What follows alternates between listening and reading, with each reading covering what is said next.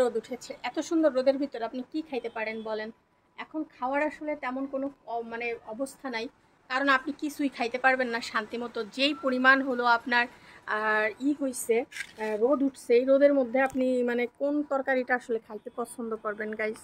তো চলেন আমরা রান্নাঘরে যাই, দেখি আজকে আমাদের রান্নাঘরে কি আছে, কি রান্না করা যায়। চলেন যাই গাইস। আজকে রান্নাঘরে নতুন একটা সবজি এসেছে, সেটা কি বলেন তো? প্রতিদিন হচ্ছে এই যে আলু বেগুন পটল খেতে খেতে পুরা মানে মুখের রুচি শেষ হয়ে গেছে।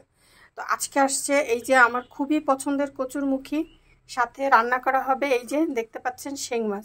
এই শিং মাছ দিয়ে কচুরমুখী দিয়ে রান্না করা হবে। কেমন হবে বলেন তো ব্যাপারটা? মজা না? হ্যাঁ, মজাই হবে খাইতে আশা করতে। কখন যে গরম ভাতের সাথে এই তরকারির ঝোল খাবো, আমি সেইটাই অপেক্ষা করতেছি। সেই লোভনীয় সেই মজা। তো চলেন রান্নাটা শুরু করি। আচ্ছা, আমরা যেভাবে রান্না করি আপনারাও কি সেভাবে রান্না করেন? কড়াইয়ে তেল আর দিয়ে দিলাম পরিমাণ মতো পেঁয়াজ আর রসুন। এটাকে না সুন্দর করে আমরা একটু ভেজে নেব, ঠিক আছে? মাছে দিয়ে দিতেছি সুন্দর করে কিছুটা হলুদ, পরিমাণ মতো লবণ। সুন্দর করে হলুদ দিতেছি না, পরিমাণ মতো লবণ আর হলুদ দিয়ে জাস্ট এটাকে একটু ঝাঁকিয়ে নেব, ঠিক আছে? এদিকে আবার আমরা পেঁয়াজগুলো ভাজা করে নিতেছি। তো এই পেঁয়াজ মরিচ মানে পেঁয়াজ আর রসুনটাকে ভাজতে ভাজতে এর ভিতরে আমরা দিয়ে দেবো পরিমাণ মতো, মানে আমার পরিমাণ অনুযায়ী কয়েকটা জিরা, মানে আস্ত জিরা আর কি আমরা ভেজে নেব। ভেজে এটাকে আমরা বলি ফোড়ন।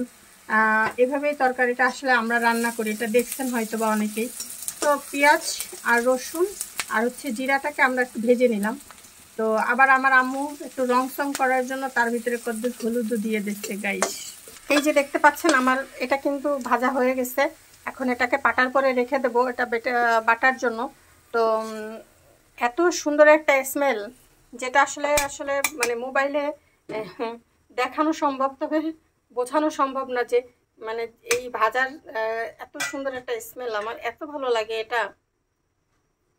এদিকে কড়াই আবার একটু তেল দিয়ে মাছগুলোকে আমরা হালকা একটু ভেজে নেব। মাছগুলোকে কিন্তু আমরা হালকা ভেজে এই যে জাস্ট একটু নাড়াচাড়া দিচ্ছি তেল থেকে, এবার হচ্ছে উঠাই নিলাম। বাস এই তেলের ভিতরেই আমরা আবার এই যে কচুরমুখিটা দিয়ে দিলাম। তো আবার একটু পরিমাণ মতো তেল দেব।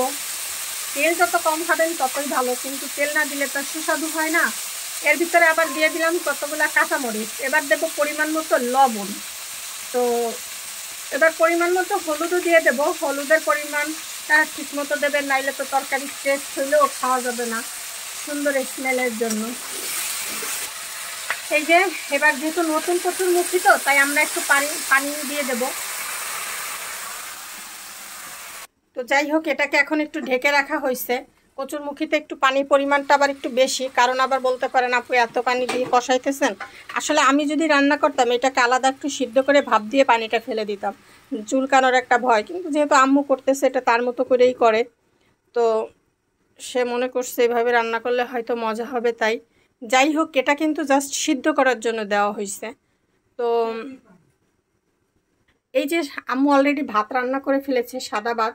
তো এই ভাতটা অপেক্ষায় আছি সাদা ভাত দিয়ে কখন আসলে এই পাতলা ঝোলটা দিয়ে আমি ভাত খাবো। আমি খুবই এক্সাইটেড এটা খাওয়ার জন্য, কারণ কি জানেন, এটা খাইতে যে কি মজা হয়। আর আজকে যেই প্রচণ্ড মানে বাইরে রোদ উঠছে, মানে ঝকমকো রোদ উঠছে, দেখবেন একটু দেখেন কত রোদ উঠছে, মানে একদম বাইরের একটু তাকাইলেই বুঝতে পারবেন। দিয়ে আসো। তো এত রোদ উঠছে, এই রোদের ভিতরে মানে পাতলা ঝোল সাদা ভাত দিয়ে খেতে আসলে অনেক মজা হবে। যদি এত বেশি গরম, একটুখানি গরুর মাংস আছে, এটা দিয়ে আবার আমি একটু খাবা নিই, কারণ আমার গরুর গোস্ত ছাড়া কিছু খাইতে ভাল লাগে না। বলতে রান্নাঘরে না এত বেশি গরম, মানে এটা বলে বোঝাইতে পারবো না। গরমে রান্নাঘরে আমি একদম দাঁড়াইতেই পারি না, এই হলো অবস্থা।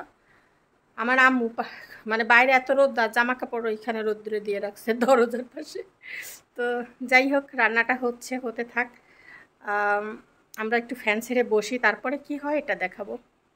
দেখলাম দেখি কতটুকু কি অবস্থা, ভাবলাম একটু নাড়াচাড়া দিয়ে দেখি হয়েছে কিনা। আসলে এখনো হয় নাই, আর একটু সময় তো লাগবেই, তাই না? একটু নাড়াচাড়া দিলাম। আম্মুর হাতে রান্না অনেক মজা হয়। তো এবার আমার পানিটা শুকায় গেছে, এবার আমি মাছগুলোকে দিয়ে দিলাম। তো মাছ দেওয়ার পরে এবার একটু নাড়াচাড়া করে সুন্দরভাবে মিশাই দাও। বাস, আজকে এত রোদ্দুর উঠছে, আমার কাছে তেলাপিয়া মাছ দিয়ে রান্না করলে হচ্ছে অনেক মজা লাগে। এবার হচ্ছে এটা ঝোলের পানি আমরা দিয়ে দিলাম, মাছ আর ঝোলের পানি। আর একটু পানি দিলে মনে হয় ভালো হবে। কচুরমুখিতে পানি একটু বেশি দেবেন, কারণ রান্নার শেষে না এটা আঠা আঠা হয়ে যাবে। তো মুখিটা সিদ্ধ হয়ে গেছে, যতটুকু পরিমাণ পানি দিছে তাতে বাকিটুকু আরও নরম হয়ে যাবে। তো কচুরমুখী দিয়ে গাইস যদি তেলাপিয়া মাছ দিয়ে রান্না করা হয় এত মজা লাগে যেটা আসলে বলে ভাষায় প্রকাশ করা যায় না। আমার অনেক ভালো লাগে, অন্যদের লাগে কিনা জানি না। তো এখন এই যে মশলাটা মানে ভাইজে রাখছিলাম আর সেটাকে বাইটা নিতেছি। আমরা এইভাবে তরকারি রান্না করি, আমাদের তো অনেক ভালো লাগে খাইতে। মশলা কিন্তু বাটা শেষ, ঠিক আছে গাইস। আমার হাতের মেহেদি দেওয়া কেমন হয়েছে বলেন? সুন্দর করে মেহেদি দিয়েছি। কাঁঠালের বিচিগুলো দেখেন কি সুন্দর না দেখতে। আর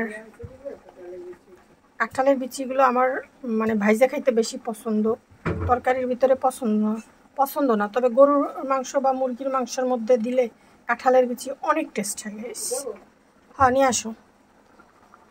তো এই যে মশলাটা আমরা দিয়ে দিলাম ঝোলের ভিতরে। এখন আর বেশি সময় না, 2-3 মিনিট পরে আমরা এটাকে নামাই নেব গাইস। তো এই ছিল আমার আজকের মূলত কচুরমুখির ঝোল।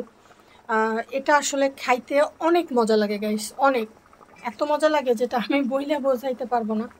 বড় তেলাপিয়া মাছ দিয়ে কচুরমুখী দিয়ে যদি রান্না করে খাওয়া হয় না, আর এর সাথে যদি একটু ধনিয়া পাতা দেওয়া যাইতো তাহলে ব্যাপারটা আরও বেশি টেস্ট হতো। দেখেন একদম গলে গেছে জিনিস, মানে মুখিটা, কচুরমুখিটা অনেক ভালো। তো সবাই ভালো থাকেন, টাটা, আল্লাহ হাফেজ। এখন আমরা এটাকে নামিয়ে নেব।